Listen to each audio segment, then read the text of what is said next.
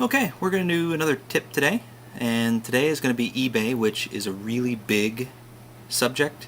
So I'm going to try and just hit on a few key things that I use to get things cheaply on eBay.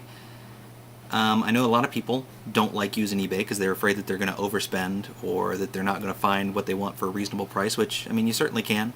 I know I've gotten carried away a couple of times where I've spent more than I intended, not necessarily more than it was worth, but more than I wanted to spend.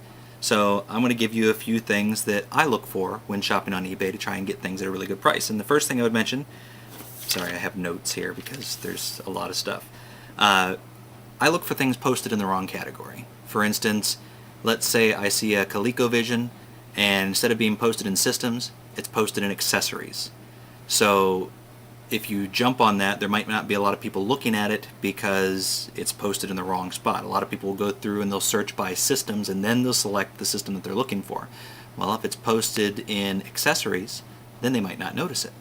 The next thing I would look for would be auctions that end really early in the morning. And what I usually look for is something that ends around 5 o'clock in the morning, because that's, still pretty early here. Not a lot of people are awake on the East Coast, but in California, that's 2 o'clock in the morning. So you're not going to have a lot of people bidding there either. So what happens is a lot of people will put their bids in their best price before they go to bed, and then I'll get up, especially early in the morning. I'm up early anyway, and I'll jump in and snipe it at the last second. I know people hate that, but I mean, that really is one of the better ways to get a good price on things. Another thing that I like to look for is, are things with bad titles. I mean, I assume that everybody's stupid, so I look for things that are misspelled. I look for people who don't know what it is that they're listing, so sometimes as I'm scrolling through and checking auctions that are ending soon, I'll actually look at the pictures rather than the title and see if maybe somebody doesn't know what it is that they have. I've gotten a couple of different things like that. Next thing I would recommend is that you buy in lots. And what I mean by that is buy a system with a bunch of games, or buy a bunch of different systems. And the reason I suggest that is because maybe you don't want everything that's in the lot, but you want half of everything that's in the lot, or 3/4 of what's in the lot. There are a lot of things in there that maybe you want, and then you can take the rest and resell it. I'll give you an example. I bought a Turbo Express that had bad sound, but it came with 20 TurboGrafx 16 Hue cards. Now, I didn't have a lot of TurboGrafx 16 Hue cards. I think I had 7 or 8.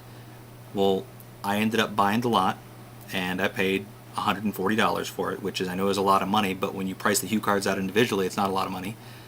I repaired the system, because I already had one that I'd repaired before. I kept all but 4 of the Hue cards, because I had 4 doubles, and I resold the repaired system with the 4 Hue cards for, I believe, $139.99, but that included shipping, so I made about $130. So for essentially 16 Hue cards, I lost track of what I was saying, $10? So, I mean, it was a pretty, or $20. It was a pretty good deal for that many Hue cards. And I could give you other examples, but that's the sort of thing that I look for. And I know I just gave you a few of my secrets, but I haven't given you all of them, so I'll still be able to get you on a couple of these things. Don't be afraid of eBay. You can find some really good deals on eBay, and certainly if you take advantage of maybe some people's mistakes, you might come away with something really valuable for not a lot of money.